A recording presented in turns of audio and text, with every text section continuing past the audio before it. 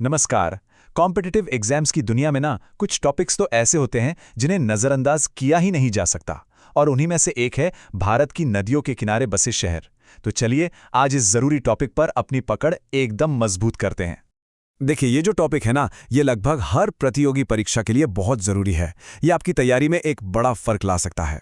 तो चलिए आज साथ मिलकर भारत के इन खास नदी शहरों की एक यात्रा करते हैं और इस विषय को हमेशा के लिए पक्का कर लेते हैं। तो हमारी यात्रा शुरू होती है उत्तरी मैदानों की दो सबसे महत्वपूर्ण नदियों से, गंगा और यमुना। ये सिर्फ पानी का जरिया नहीं है, बल्कि हमारी संस्कृति और इतिहास की आत्मा है। तो सबसे पहले बात करते हैं पवित्र गंगा की। इसका सफ़र हरिद्वार से शुरू होता है, फिर कानपुर, प्रयागराज, वाराणसी, बक्सर और पटना जैसे बड़े शहरों से गुजरता हुआ झारखंड के साहिबगंज तक पहुंचता है। ये सभी शहर गंगा के तट पर बसे हमारी सभ्यता के बहुत ही जरूरी केंद्र रहे हैं। और हाँ, यहाँ एक एग्जाम अलर्ट, एक सवाल जो बार बार पूछा जाता है।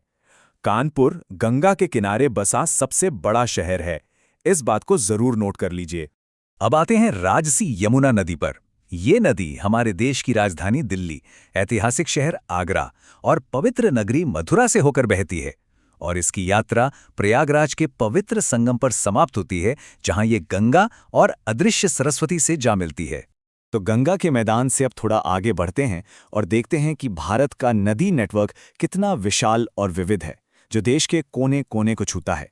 अगर हम पूरब की तरफ देखें तो वहां है शक्तिशाली ब्रह्मपुत्र, जिसके किनारे डिब्रूगढ़ और गुवाहाटी बसे हैं। वहीं सतलुज नदी फिरोजपुर और लुधियाना जैसे शहरों को सींचती है।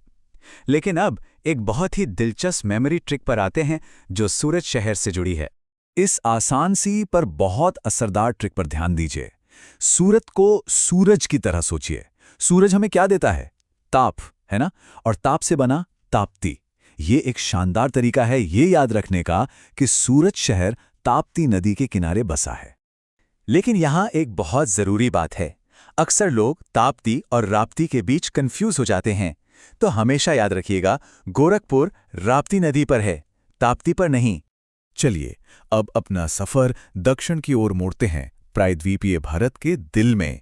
यहाँ गोदावरी नदी के तट पर नासिक बसा है, कावेरी के तट पर श्रीरंगपट्टनम और तिरुचिरापल्ली हैं, और मूसी नदी हैदराबाद शहर से होकर बहती है। और कृष्णा नदी के लिए भी एक जबरदस्त मेमोरी ट्रिक है। दो शहरों को याद रखिए, सांगली और विजयवाड़ा। अब सोचिए, भगवान कृष्ण हमेशा अपने साथियों के संग रहते थे और हमेशा विजय प्राप्त करते थे, तो संग से हो गया सांगली और विजय से विजयवाड़ा। ठीक है, तो अब एक रैपिड फायर राउंड के लिए तैयार हो जाइए। चलिए अब पूरे भारत के कुछ और जरूरी शहरों और उनकी नदियों पर एक नजर डालते हैं, जो परीक्षा के लिए बहुत जरूरी हैं। श्रीनगर झेलम नदी के तट पर, अयोध्या पवित्र सरयू नदी, कोलकाता हुगली नदी, नवाबों का शहर लखनऊ गोमती नदी के किनारे, कटक महानदी पर, उज्जैन शिप्रा नदी, कोटा चंबल नदी और राउरकेला ब्राह्मणी नदी पर। भारत की ये यात्रा हमें याद दिलाती है कि नदियों और सभ्यताओं का कितना गहरा रिश्ता है, और ये कहानी सिर्फ भारत तक ही सीमित नहीं है। दुनिया भर में महान शहर शक्तिशाली नदियों के किनारे ही फले फूले हैं। ये विषय अपने आप में एक अलग ही कहानी है। तो अब तक हमने जो कुछ भी सीखा है उसे फटाफट से समेट लेते हैं। अब ये पक्का करने का समय है कि जो सबसे जरूरी जानकारी है वो दिमाग में एकदम बैठ जाए।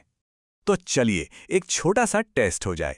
याद है हमने थोड़ी देर पहले क्या बताया था? गंगा नदी के किनारे बसा सबसे बड़ा शहर कौन सा है? सोचिए जरा। सही जवाब है कानपुर। अगर आपको ये याद था तो बहुत बढ़िया।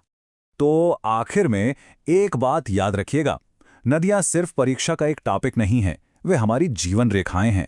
हमारे अतीत को इन्होंने ही आकार दिया है, और अब ये एक बड़ा सवाल है कि हम उनके भविष्य को कैसे सुरक्षित करेंगे। इस पर जरूर सोचिएगा।